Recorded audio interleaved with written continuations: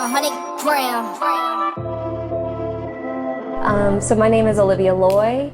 I am from Gentilly, New Orleans. I was born in New Orleans East, but I was raised in Gentilly Woods. Awesome. So tell us a little bit about your childhood and how that was being raised down there.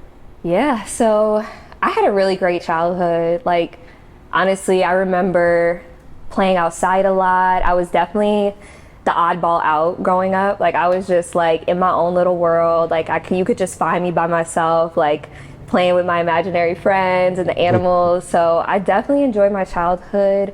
Living in Gentilly, you know, we had a small little community. Our neighbors were all of our friends and our family. So I definitely enjoyed it. It was a great experience growing up out there. And then, yeah, I had a good time. Great. So in your household, did you grow up with both of your parents? So, no, not in the same house. So my mom was a single mom. So she raised me and my sister. And my dad actually lived in New Orleans East, but it was just me and my mom and my sister in the house. And then my mom got remarried, and I ended up gaining a stepbrother and a stepsister. So it was a big family, but it was definitely a full house at times. Awesome. So what high school did you go to? So I went to St. Martin's. I don't claim it that much because it was in Metairie, but yeah, I was lucky enough to get to go to St. Martin's because I think it definitely helped me in my pursuit of like going to college, and I met a lot of cool people that I know still today from high school. But I try not to claim it that much, but it was a fun experience for sure. So during your time at St. Martin's, you said that was a great time, which is awesome. What did you do following graduating from there? So I went to Austin, Texas. So I ended up going to school in Austin, and I got my degree in graphic design. I loved Austin. I feel like it was definitely a great place for me to grow creatively. At the time growing up in New Orleans, I think I took New Orleans for granted, and I kind of was like, oh, I got to get out of here. Like, I got to go somewhere else. And ended up in Texas was a really cool opportunity for me because it was still kind of close to home and I could drive back and forth. But yeah, so I ended up in Texas, and it was a nice experience for sure. So what made you want to do graphic design when you decided to go to college? Yeah, so that's a good question. So I wanted to do something in the art field.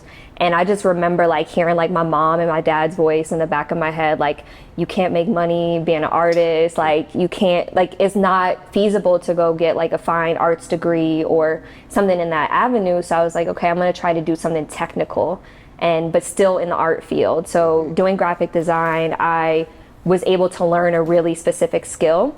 And so it was like definitely a good avenue for me because now I use it every single day.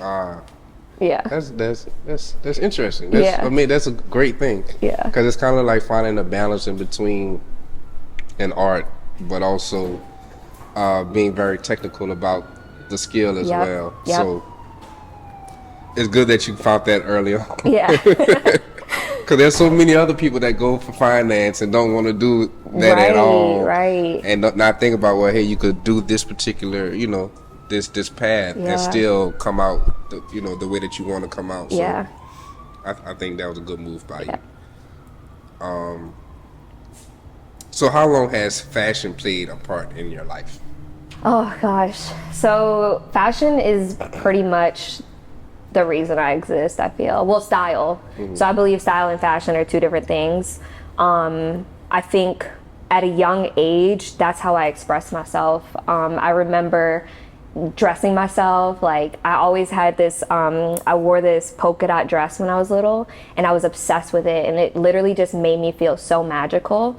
And I just remember seeing clothes and having a specific feeling towards it, to be like, that's mine, like, this is something that's gonna make me feel more like myself. And also there was another specific moment when I was little. We went to Lakeside Mall, and I remember seeing a pair of shoes and being like, Mom, I have to have these. And I couldn't fit them. They were like grown women shoes. And my mom was like, you can't wear those. And I was like, literally, like, she was having to drag me outside of the mall because I just needed these shoes. And so I would say just the role that style and fashion play in my life is that it helps me be me. It helps me experience the world in a more confident manner because I can just express myself through what I'm wearing. And I just wish that for everybody. Yeah, that's amazing. Yeah. So can you talk about some of your projects and some of the people that you have worked with so far? Yeah. So I kind of randomly got into styling. Not randomly. I literally texted my friend one day and I was like, I wonder what it's like to be a stylist. And this was about 3 years ago, maybe. And so she was like, I don't know, just like reach out to somebody who might know. And so I kind of started getting into just working with a lady in New York, Lauren Preston, and she kind of guided me into working into like editorial, and we did personal shopping, and like we would organize closets. And then it kind of led me into more in-depth work. So then I started working with a woman named April Rumette, who is incredible stylist. She's actually Nas's personal stylist. And so I started working with Nas and just recently worked with Usher. And I'm kind of taking those projects and like learning from April and getting my new clients in, and it's been really an exciting journey. So I'm excited to see where it takes me next. Oh, no, that's amazing. Yeah.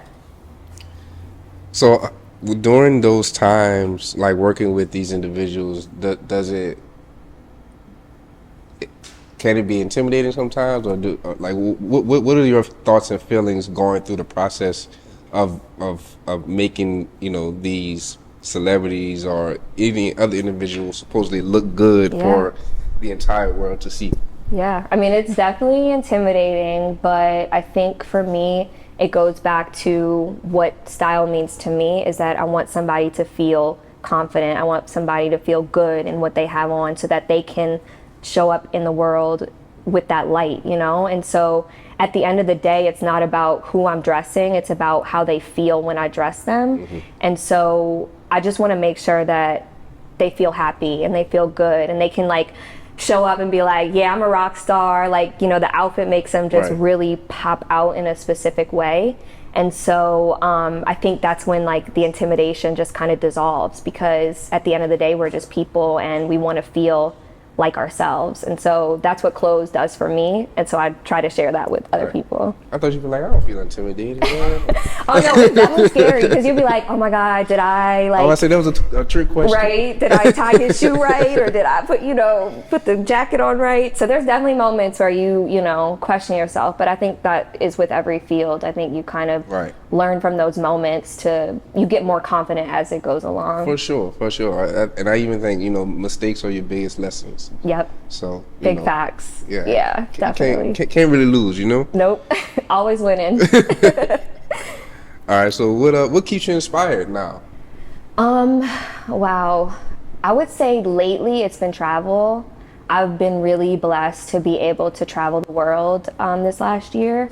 I've gotten to go to different places and see how people dress in different cultures. So going to Paris, people are super detail oriented in their style and they have little things that you can see. And then in Copenhagen, people are very relaxed. It's very like dressed comfortably, but it all looks really classy.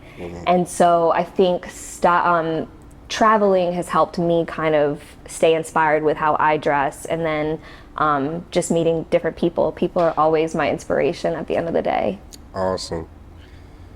All right, so traveled around the world. Yep. You know, you've been able to meet different people, a lot of important people. But in New Orleans, what do you feel makes New Orleans New Orleans? Man, everything. Honestly, from like the summer rainstorms to the, you know, waving to your neighbors when you drive by. To even the potholes, like the annoying things that make you kind of slow down a little bit, you know? Right. Like I really see those things as like a gift, because I live in New York and we're constantly going so fast.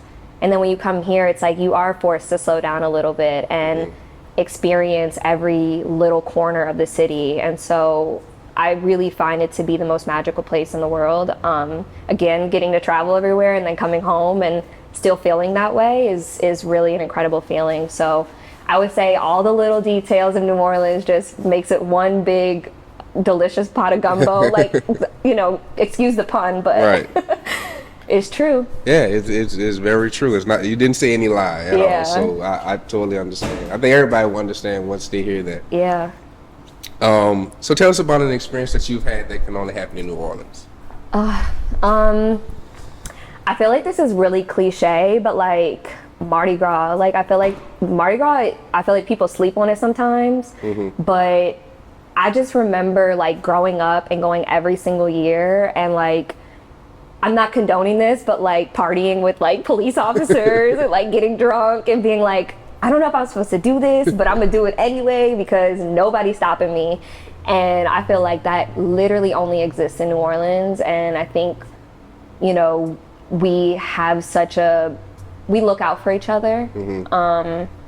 And you can't get that feeling anywhere else, where you could just really just let go and dance and drink and be free and nobody's judging you. Awesome. Yeah. So what are you up to now? What do you have going on? That's a good question. I have a lot going on. I am actually getting my master's degree right now. So I'm continuing my education, which is a really big part of who I am. I believe that we never stop learning. And so this part of my life has been so exciting because I'm really challenging myself in a different way. So I've definitely put school as like the main focus for me. I'm learning how to design businesses, and I'm learning how to really take my ideas and go and run with them. Instead of just having them in my journal, now they're really in real life. So that's what I'm working on. I'm getting my degree and just starting new projects and seeing where they take me. Awesome. And maybe styling for the league. I don't know. That's a goal. Styling for who? The league. I want to do the tunnel league. I want to style some basketball players. That would be really fun. With your girl with Channel 91. Yeah. She take pictures. She take pictures for a lot of them. Okay. It's like a whole big, like, octagon of Yes. a lot of people that could actually help each other. Last month.